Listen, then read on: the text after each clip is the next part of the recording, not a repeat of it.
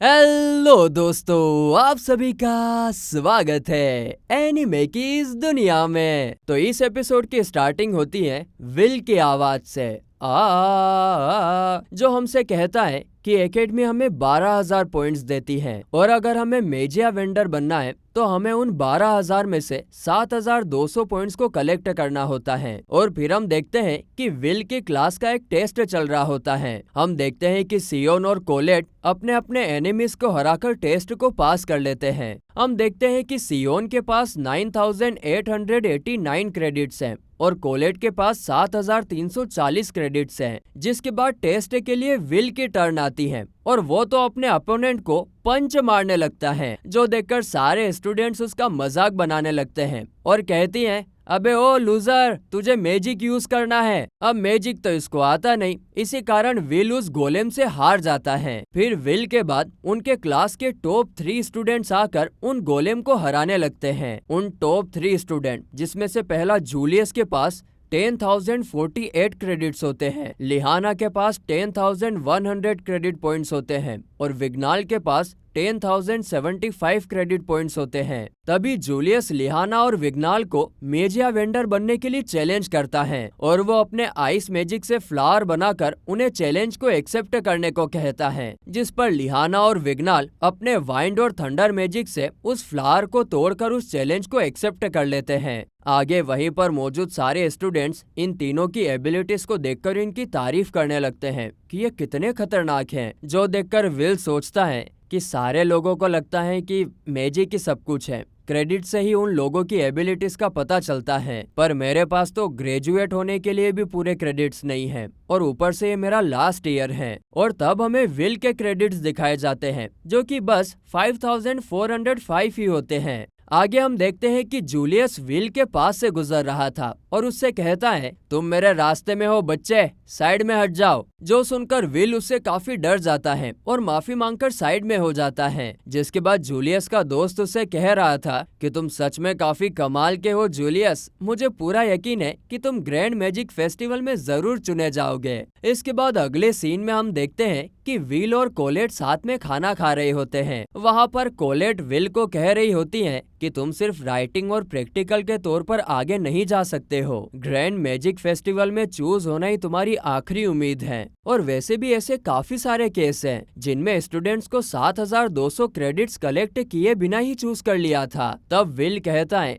कि हाँ, तुम सही कह रहे हो और मुझे पूरा यकीन है कि इस टाइम पर सभी लोग यही सोच रहे होंगे। द ग्रैंड मैजिक फेस्टिवल एक बहुत बड़ा फेस्टिवल है जो कि रिंग गार्डियन मैजिकल एकेडमी में सिर्फ 2 साल में एक बार ही होता है। इसमें काफी तरह के कॉन्टेस्ट होते हैं जिसमें पार्टिसिपेट करके लोग ये उम्मीद करते हैं कि टावर के मेजेस उन्हें चूज कर लेंगे। जो सुनकर कोलेट कहती है कि जरा ध्यान से सुनो विल, ये फेस्टिवल वो जगह है जहाँ पर डिफरेंट सेक्शन आपस में बेस्ट स्टूडेंट्स को हासिल करने के लिए लड़ते हैं और तुम ये भी मान सकते हो कि अपर इंस्टीट्यूशन में एडमिशन यहीं से होते हैं। देखो, मेजिया वेंडर के 4 फ्रैक्शन हैं। पहला है थंडर फ्रैक्शन, दूसरा है एल्फ फ्रैक्शन, तीसरा है फायर फ्रैक्शन और चौथा है आइस फ्रैक्शन। और ये चारों फ्रैक्शन 4 मेजिया वंडर संभालते हैं जिसमें मिस्टीरियस नोवा मौजूद नहीं है। और अगर इनमें से कोई भी तुम्हें चूज कर लेगा तो तुम टावर में जरूर जा पाओगे। जिस पर विल कहता है, लेकिन जरा तुम खुद सोचो, आखिरकार वो लोग ग्रेजुएशन रिक्वायरमेंट को इग्नोर करके मुझे चूज क्यों करेंगे और मेरे पास तो कोई मैजिक भी नहीं है जिससे मैं उनको इम्प्रेस कर सकूं। जिस पर कोलेट कहती है,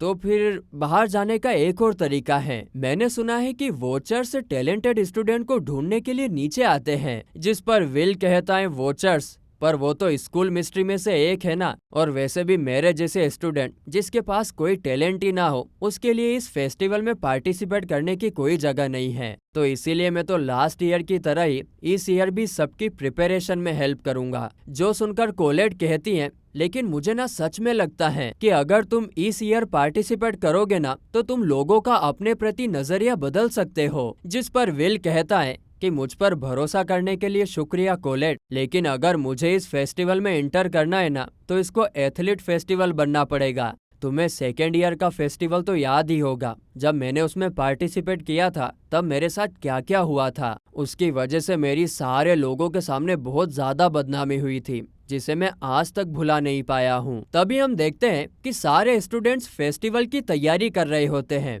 जो देखकर कोलेट कहती है कि इन सभी को देखकर तो लग रहा है कि फेस्टिवल अब काफी ज्यादा क्लोज आ गया है। खैर कोई नहीं विल, वैसे रिंग गार्डियन के अलावा इस फेस्टिवल में कैपिटल से और भी बहुत सारे लोग आते हैं, तो अगर तुम टावर तक नहीं जा सकते हो तो तुम कुछ और तो कर ही सकते हो। शायद वो लोग तुम्हें सिलेक्ट कर ले, किसी भी तरीके से हो, लेकिन ग्रैंड फेस्टिवल अपनी स्किल्स को दिखाने का एक बहुत अच्छा प्लेटफॉर्म है। जो सुनकर विल पता नहीं ये कौन से डिप्रेशन में है, वो कहता है कि देखो मैं मैजिक फेस्टिवल में कुछ भी नहीं कर सकता हूँ। पहली बात तो मैं मैजिक को यूज नहीं कर सकता, और आखिरकार मैं उन्हें क्या करके दिखाऊं। ये लोग बातें कर ही रहे थे कि तभी कोलेट को लॉकर के पास में एक बैरियर फील होता है, और जब वो लोग किमी की हेल्प से उस बैरियर को तोड़ देते हैं तो उन्हें नीचे जाने का एक हिडन रास्ता मिलता है। तो विल और कोलेट उस रास्ते के अंदर चले जाते हैं, जहां वो देखते हैं कि कुछ लोग वहां पर बैठकर फेस्टिवल के अंदर कौन जीतेगा उस पर शर्त लगा रहे थे। बेटिंग होती है ना आईपीएल में, कोई बोलता है चेन्नई जीतेगी, कोई बोलता है मुंबई जीतेगी। इसी तरीके से ये लोग यहाँ पर शर्त लगा रहे थे।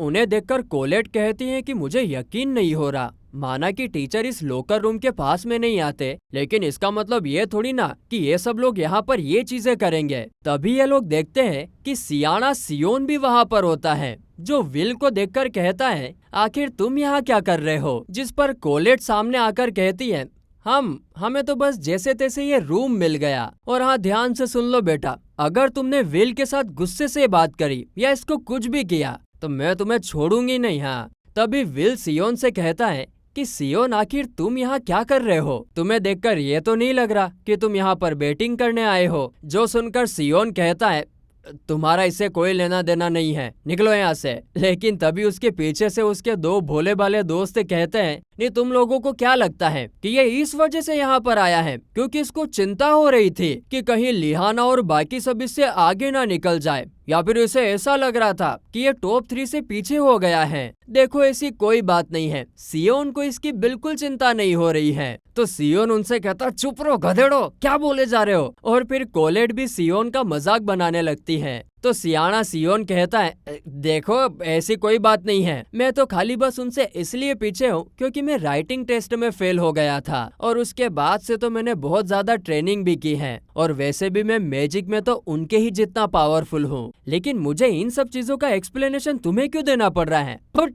और इतना बोलकर वो वहां से चला जाता है।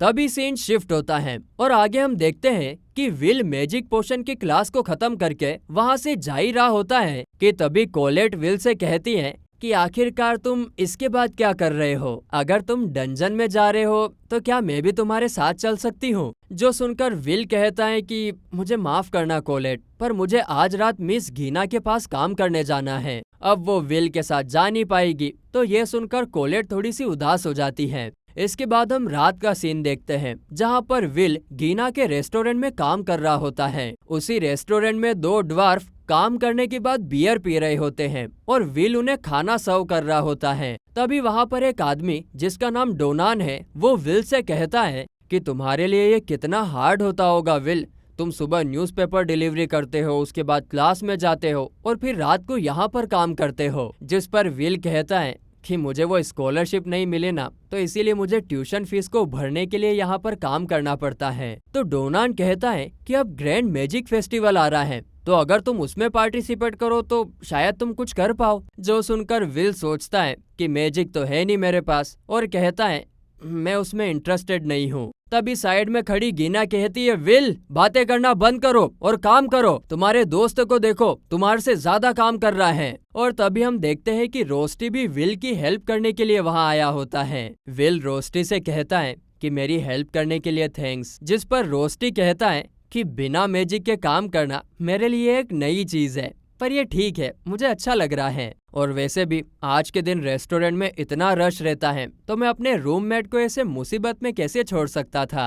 फिर आगे गीना विल से कहती है विल मेरे वर्कर ने जॉब छोड़ दी है, तो तुम्हें मेरे लिए एक नया वर्कर ढूंढना होगा। जो सुनकर वहाँ पर बैठे सभी ड्वार्फ कहते हैं इसकी कोई जरूरत नहीं है, विल अकेला ही 2 लोगों का काम कर सकता है क्योंकि वो हमारा भाई है। क्यों है ना विल, हम लोग सही कह रहे हैं ना। इन सारे ड्वार्फ को देखकर लग रहा था कि ये विल को बहुत पसंद करते हैं। फिर लगभग सारा काम खत्म होने के बाद रोस्टी विल से कहता है कि देखो, तुम्हें ड्वार्फ के पास काम करने से बहुत कम पैसे मिल रहे हैं, क्या प्रोफेसर वोरकर तुम्हारे लिए कोई अच्छी जॉब नहीं ढूंढ सकते? जो सुनकर विल कहता है कि प्रोफेसर ने ऑलरेडी मेरे लिए बहुत कुछ किया है, अब मैं उन्हें और तकलीफ नहीं देना चाहता। और वैसे भी पैसों के अलावा मुझे यहाँ के सारे लोग बहुत पसंद आते हैं, क्योंकि ये लोग अपनी मेहनत का खाते हैं और ये भी मुझसे बहुत प्यार करते हैं।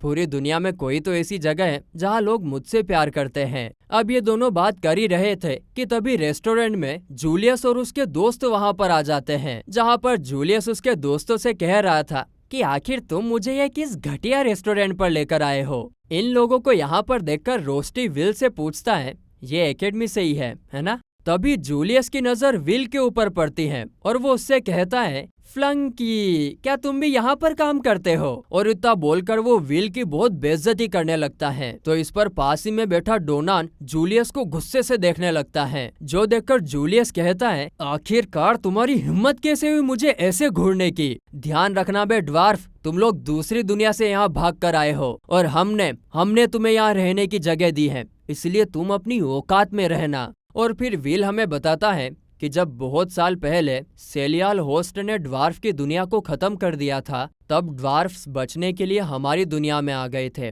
और इसलिए हमारी दुनिया में ड्वार्फ की बिल्कुल रेस्पेक्ट नहीं है। और हमारी दुनिया में अगर कोई ड्वार्फ किसी जादूगर पर गलती से भी उंगली उठा देता है तो उसका जुर्माना पूरी ड्वार्फ कम्युनिटी को भुगतना पड़ता है। फिर आगे हम देखते हैं कि रोस्टी जूलियस और उसके दोस्तों के लिए खाना ले जाता है, लेकिन अब वो लोग ड्वार्फ के खाने का भी मजाक बनाने लगते हैं और उन्हें वहाँ से जाने को कहते हैं। अब ड्वार्फ की इतनी बुराई सुनकर तो विल को गुस्सा आ जाता है और वो उनके पास जाकर कहता है कि तुमने अभी जो कुछ भी कहा उसको वापस लो, क्योंकि यह खाना उन ड्वार्फ ने अपनी मेहनत से उगाया है और अपनी मेहनत से बनाया है। जो सुनकर जूलियस कहता है, ओहो, देखो तो जरा, एक लूजर को दूसरे लूजर के लिए दर्द महसूस हो रहा है। लेकिन अगर मैंने कहा कि यह खाना बेकार है तो यह खाना बेकार है। और वो उस प्लेट को विल के ऊपर फेंक देता है और फिर विल को और डराने के लिए जूलियस के दोस्त उसके पास जाते हैं। अबे साले, तुझमें इतनी हिम्मत आ गई कि तू हमसे जुबान लड़ाएगा? लेकिन फिर आगे ये दोनों कुछ बोल पाते उससे पहले ही विल इन दोनों को पकड़कर जमीन पर भड़क देता है और इसी बीच गलती से थोड़ी सी अल्कोहल जूलियस के ऊपर भी जाकर गिर जाती है। अब ये सब होने के बाद इधर जूलियस को बहुत गुस्सा आने लगता है और वो अपने आइस मैजिक का यूज करने लगता है। वो अपने आइस मैजिक से विल को पकड़ लेता है और उसके चेस्ट पर फ्लावर बनाकर उसे टॉर्चर करने लगता है। लेकिन जूलियस देखता है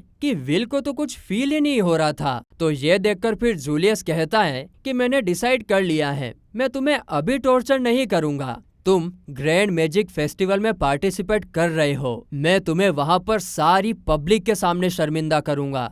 तो इस पर विल उसके मैजिक से फ्री होकर उसके मैजिक स्टिक को पकड़कर कहता है, ठीक है, चैलेंज एक्सेप्टेड। तो इस पर जूलियस कहता है, ध्यान रखना, अगर मैं जीता तो मैं तुम्हें एकेडमी से बाहर निकलवा दूंगा। जिसके जवाब में विल कहता है कि ठीक है, लेकिन अगर मैं जीता तो तुम इन सभी ड्वार्फ से माफी मांगोगे। अब यहाँ पर कौन जीतेगा यह तो हमें अगले एपिसोड में ही पता चलेगा, क्योंकि यह एपिसोड तो यहीं पर खत्म होता है।